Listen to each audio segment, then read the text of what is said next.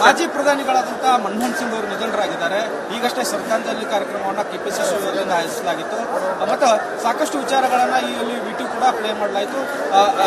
ಆರ್ಥಿಕ ತಜ್ಞರ ಬಂದಂತಹ ಮನಮೋಹನ್ ಸಿಂಗ್ ಅವರ ಬಗ್ಗೆ ಎಸ್ ಚಂದ್ರಶೇಖರ್ ಒಂದಷ್ಟು ಮಾತುಗಳಾದಂಥ ವಿಟಿ ಕೂಡ ಪ್ಲೇ ಆಯಿತು. ಬಗ್ಗೆ ಅವರೇ ಮಾತನಾಡ್ತಾರೆ. ಸರ್, ಕಾರ್ಯಕ್ರಮದಲ್ಲಿ ನಿಮ್ಮ ವಿಟಿ ಕೂಡ ಪ್ಲೇ ಆಯಿತು. ಹಿಂದೆ ನಾವು ಕೂಡ ವಿಟಿನ ನೋಡಿದ್ವಿ.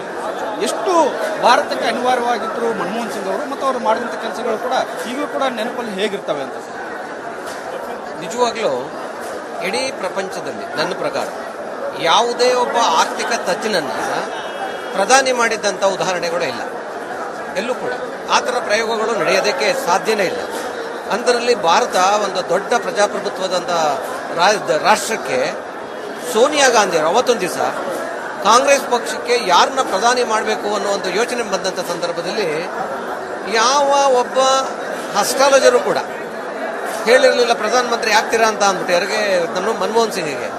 ಯಾವ ರಾಜಕೀಯ ತಜ್ಞರು ಕೂಡ ಮನಮೋಹನ್ ಸಿಂಗ್ ಪ್ರಧಾನಿ ಆಗ್ತಾರೆ ಅಂತ ಹೇಳಿರಲಿಲ್ಲ.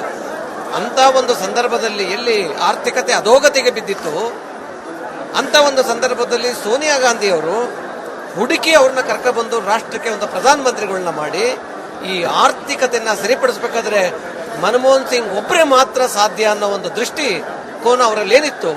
ನಿಜವಾಗ್ಲೂ ಕೂಡ ಆ ಕೆಲಸಕ್ಕೆ ಸೋನಿಯಾ ಗಾಂಧಿ ಅವರಿಗೆ ನಾನು ಕೃತಜ್ಞತೆ ಹೇಳೋದಕ್ಕೆ ನಾನು ಇಷ್ಟಪಡ್ತೇನೆ. ಈ ಸಂದರ್ಭದಲ್ಲಿ ಇವತ್ತು ಇಡೀ ರಾಷ್ಟ್ರದಲ್ಲಿ ಇವತ್ತೇನಾದರೂ ಮನಮೋಹನ್ ಸಿಂಗ್ ಅವರು 2014ರಲ್ಲಿ ಅವರು ಏನು ಪ್ರಧಾನಮಂತ್ರಿಗಳಾಗಿ ಅವರ ಅವಧಿನ ಪೂರ್ಣಗೊಳಿಸಿದ್ರು, ಪ್ರಪಂಚದಲ್ಲಿ 4ನೇ ಆರ್ಥಿಕವಾಗಿ ಬಲಿಷ್ಠವಾದಂಥ ಒಂದು ರಾಷ್ಟ್ರನ ಮಾಡಿದಂಥ ಒಂದು ಕೀರ್ತಿ ಮನಮೋಹನ್ ಸಿಂಗ್ ಅವರಿಗೆ ದಕ್ಕುತ್ತೆ.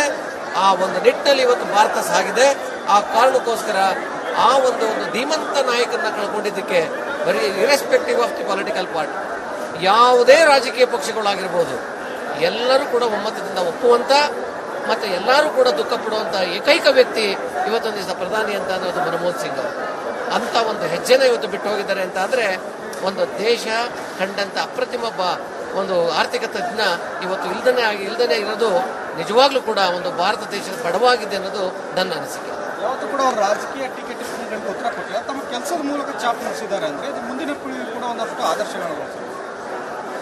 ಅವರು ಯಾವಾಗಲೂ ಮೀಡಿಯಾದಲ್ಲಿ ಸಾಕಷ್ಟು ಬಾರಿ ಹೇಳೋರು, ನಾನು ಮೀಡಿಯಾ ಹತ್ರ ಹೋಗಿ ಎಕ್ಸ್ಪ್ಲೈನ್ ಮಾಡಲ್ಲ ಅಥವಾ ಪಬ್ಲಿಕ್ ಸ್ಪೀಚಲ್ಲಿ ನಾನು ಇದನ್ನ ಹೇಳಲ್ಲ. ಆದರೆ ನನ್ನ ಕೆಲಸ ಯಾವತ್ತು ಮಾತಾಡಬೇಕು, ನಾನು ಕೊಡುವಂಥ ಕಾರ್ಯಕ್ರಮಗಳು ಜನಕ್ಕೆ ಒಂದು ತೃಪ್ತಿ ತರಬೇಕು, ಆ ನಿಟ್ಟಿನಲ್ಲಿ ನಾನು ಕೆಲಸ ಮಾಡ್ತೇನೆ ಅಂತ ಹೇಳ್ತೀನಿ.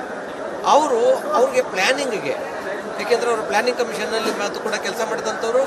ಯಾವತ್ತೂ ಕೂಡ ಅವ್ರ ವಿಷನ್ ಹೇಗಿತ್ತು ಅಂತ ಅಂದರೆ ಒಂದು ಬಡ ಸಮುದಾಯಕ್ಕೆ ಇಡೀ ರಾಷ್ಟ್ರದಲ್ಲಿ ಅತಿ ಹೆಚ್ಚಿನ ಸಾಲ ಮನ್ನಾ ಮಾಡಿದಂಥ ಕೀರ್ತಿ ಮನಮೋಹನ್ ಸಿಂಗ್ ಸೇರಿದೆ. ಇವತ್ತು ಕೂಡ ಜನ ನೆನ್ಕೋತಾರೆ. ಅಂದರೆ ದುಡ್ಡನ್ನು ಎಲ್ಲಿಂದ ತರಬೇಕು, ಅದನ್ನು ಯಾರು ಕೊಡಬೇಕು, ಈ ಒಂದು ಕಾಂಬಿನೇಷನ್ ಇದೆಯಲ್ಲ ಅದು ಮೋಸ್ಟ್ ಪ್ರಾಬಬ್ಲಿ ಇಂದಿರಾ ಗಾಂಧಿ ಅವ್ರನ್ನ ಬಿಟ್ಟರೆ ನನಗೆ ಗೊತ್ತಾದಂಗೆ ಮನಮೋಹನ್ ಸಿಂಗ್ ಅವ್ರಿಗೆ ಮಾತ್ರ ಆ ಒಂದು ಲಾಜಿಕ್ ಗೊತ್ತಿತ್ತು, ಆ ಟೆಕ್ನಿಕ್ ಗೊತ್ತಿತ್ತು ಅಂತ ನನ್ನ ಅನಿಸಿಕೆ. ಅದು ನಮ್ಮಂಥ ರಾಜಕಾರಣಿಗಳಿಗೆ, ನಾನು ಕೂಡ ಮನಮೋಹನ್ ಸಿಂಗ್ ಅವರು ಇವತ್ತು ನಾನು ಕೊಲಿಗ್ಗೆ ಅವರಿಗೆ, ಅವರು ರಾಜ್ಯಸಭಾ ಮೆಂಬರು, ನಾನು ರಾಜ್ಯಸಭಾ ಮೆಂಬರ್, ಅಂತ ಒಂದು ಧೀಮಂತ ವ್ಯಕ್ತಿಗಳ ಜೊತೆ ನಾನು ಒಬ್ಬ ರಾಜ್ಯಸಭಾ ಮೆಂಬರ್ ಅಂತ ಒಂದು ಹೇಳ್ಕೊಳ್ಳುವಂಥ ಒಂದು ಗರ್ವ, ಒಂದು ಸಂತೋಷ ಇದೆಯಲ್ಲ, ನಾನಿದ್ದೆ ಅವ್ರ ಜೊತೆ ಅಂತ, ಅದಕ್ಕಿಂತ ಸೌಭಾಗ್ಯ ಬೇರೆ ಯಾವುದೂ ಇಲ್ಲ. ನಾನು ಅವ್ರ ಬಗ್ಗೆ ಭಾಳ ತಿಳ್ಕೊಂಡಿದ್ದೀನಿ. ನಾನು ಸಾಕಷ್ಟು ವಿಡಿಯೋಗಳು ಕೂಡ ಮಾಡಿದ್ದೀನಿ.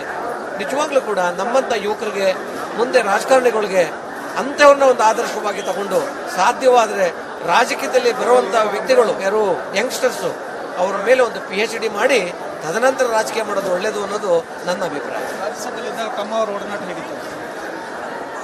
ಅವರು ತುಂಬ ಹೆಲ್ತ್ ಹದಗೆಡೋದಕ್ಕಿಂತ ಮುಂಚೆ ನಾವು ಸ್ವಲ್ಪ ಅವ್ರನ್ನ ಲಾಸ್ಟ್, ಯಾಕೆಂದರೆ 2018ಇಂದ ನಾನು ರಾಜ್ಯಸಭಾ ಮೆಂಬರ್ ಆಗಿದ್ದೀನಿ, ಇದು 2ನೇ ಬಾರಿ.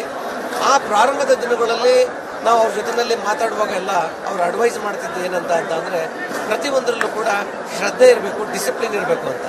ನೀವೇನೇ ಮಾಡಿ, ಆಮೇಲೆ ಟೈಮಿಂಗು, ಅವರು ನಾನು ನೋಡಿದಂಥದ್ದು ಏನಂತ ಅಂದರೆ ನೀವು ಟೈಮಿಂಗಿಗೆ ಬೆಲೆ ಕೊಟ್ಟರೆ ನಿಮಗೆ ಅದು ಬೆಲೆ ಕೊಡುತ್ತೆ ಅಂತ.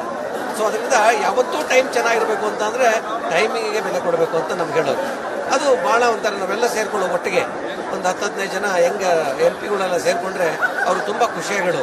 ನಿಜವಾಗ್ಲೂ ಅಂತ ಒಂದು ಭಾಳ ವಿಷನರಿ ರಾಜಕಾರಣಿಗಳು ದೇಶನ ಆಳದೇ ಇದ್ರೆ ಭಾಳ ಕಷ್ಟ ಆಗುತ್ತೆ. ಯಾವ ಕೋಮ್ ಆಗಲಿ, ಯಾವ ಧರ್ಮ ಆಗಲಿ, ಎಲ್ಲರನ್ನೂ ಜೊತೆಲಿ ಕರ್ಕೊಂಡು ಹೋಗುವಂಥ ಈ ಒಂದು ರಾಷ್ಟ್ರಕ್ಕೆ ಅಂಥ ಪ್ರಧಾನಿಯ ಅವಶ್ಯಕತೆ ಇವತ್ತು ಇದೆ ಅಂತ ನನ್ನ ಅನಿಸಿಕೆ. ಅವ್ರಿಗೆ ಕೊಟ್ಟಂಥ ಮಾರ್ಗದರ್ಶನ ನೀವು ಅಳವಡಿಸ್ಕೊಳ್ತಾ ಇದ್ದೀರಾ? 100%. ನಾನು ಯಾವತ್ತೂ ಕೂಡ ನೀವು ನೋಡಿದ್ದೀರಿ, ನಾನು ಮಾಧ್ಯಮಕ್ಕೆ ಬರೋನೇ ಅಲ್ಲ. ನಾನು ನಾನು ಹಿಂದೆ ಬಿಹೈಂಡ್ ದಿ ಸ್ಕ್ರೀನ್ ಕೆಲಸ ಮಾಡುವಂಥವನು. ಎಲ್ಲಿ ಒಂದು ಕಾರ್ಯಕರ್ತ ಕುತ್ಕೋತಾನೆ ಆ ಜಾಗದಲ್ಲೇ ನಾವು ಕುತ್ಕೊಂಡು ಅನ್ನಿಸ್ಬೇಕು. ಯಾವುದೇ ಹಂತಕ್ಕೆ ಹೋದ್ರೂ ಕೂಡ ಅವ್ನು ಬಂದು ಎಲ್ಲಿ ಕೂತಿದ್ದಾನೆ, ನಮ್ಮ ಜೊತೆ ಕೂತಿದ್ದಾನೆ, ಅವನೊಬ್ಬ ಕಾರ್ಯಕರ್ತನಾಗೇ ಇದ್ದಾನೆ ಅಂತ ಆ ಹೆಮ್ಮೆ ಕಾರ್ಯಕರ್ತರಿಗೂ ಆಗಬೇಕು ಅನ್ನೋ ಕಾರಣಕ್ಕೆ ಆ ಮನಮೋಹನ್ ಸಿಂಗ್ ಅವರು ಆದರ್ಶಿಸಿದಂಥ ಆ ಒಂದೊಂದು ಕೆಲವು ಪ್ರಿನ್ಸಿಪಲ್ಗಳನ್ನ ನಾನು ಇವತ್ತು ಪಾಲನೆ ಮಾಡ್ತಾ ಇದ್ದೀನಿ. Thank you. ಇದಿಷ್ಟು ಜಿಸಿ ಚಂದ್ರಶೇಖರ್ ಮಾಜಿ ಪ್ರಧಾನಿ ಮನಮೋಹನ್ ಸಿಂಗ್ ಅವರು ನಿಧನರಾಗಿದ್ದಾರೆ. ಈಗಾಗಲೇ ಶ್ರದ್ಧಾಂಜಲಿ ಸಭೆಯನ್ನು ಕೆಪಿಸಿಸಿ ವತಿಯಿಂದ ಆಯೋಜನೆ ಆಗಿತ್ತು. ಈ ಸಭೆಯಲ್ಲಿ ಭಾಗವಹಿಸಿದಂತಹ ಮಾಜಿ ಮಂತ್ರಿಗಳು ಆಗುತ್ತೆ ಎಚ್ ಆಂಜನೇಯ ಅವರು ಇದ್ದಾರೆ. ಅವ್ರನ್ನ ಮಾತಾಡ್ಸೋಣ. ಸರ್, ಮನಮೋಹನ್ ಸಿಂಗ್ ಅಂದ್ರೆ ಏನ್ ನೆನಪಿಗೆ ಬರುತ್ತೆ? ಅವರ ಒಡನಾಟ ಹೇಗಿತ್ತು ನಿಮ್ದು? ಮನಮೋಹನ್ ಸಿಂಗ್ ಅವರು ಅತ್ಯಂತ ಶ್ರೇಷ್ಠ ದೇಶಭಕ್ತರು. ಕಳೆದ 30 ವರ್ಷಗಳಿಂದಲೂ ಕೂಡ ನಾವು ಅವರನ್ನು ನೋಡಿದ್ದೇವೆ. ಅವರೊಬ್ಬ ಆರ್ಥಿಕ ತಜ್ಞರು ಅನ್ನೋದು ಎಲ್ಲರಿಗೂ ಕೂಡ ಗೊತ್ತಿದೆ. ಅಷ್ಟೇ ಅಲ್ಲ, ದುಡಿಯುವ ಕೈಗಳಿಗೆ ಕೆಲಸ ಕೊಡಬೇಕು, ಶ್ರಮಜೀವಿಗಳನ್ನು ಬಲಗೊಳಿಸಬೇಕು. ನಮ್ಮ ರೈತರು, ಕೃಷಿ ಕಾರ್ಮಿಕರು ಹಳ್ಳಿಗಾಡಿನಲ್ಲಿ ಬರಗಾಲ ಬಿದ್ದಂಥ ಸಂದರ್ಭದಲ್ಲಿ ಗುಳೆ ಹೋಗ್ತಾರೆ.